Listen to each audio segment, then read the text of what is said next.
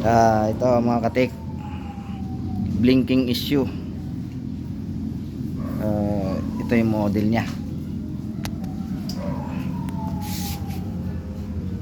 50 DTB 700. Ang issue nya ay blinking.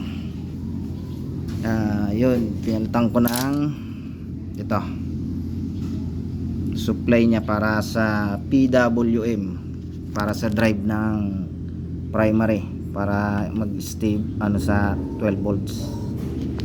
At dinamay ko na rin yung dalawa para sa supply ng backlight, kasi na siya, buntis na, manganganak na rin. Yan lang. Ito, papakita natin kung okay na. Saksak natin. Okay, kanina fluctuate ang nito, ang 12 volts fluctuate. Ayan, stable na, stable na ang 12. Power on natin.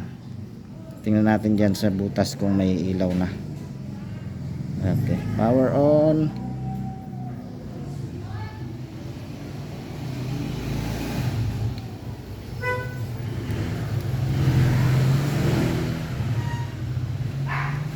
Yun, nilaw na.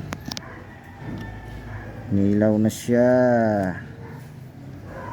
Okay, tingnan natin kung may display.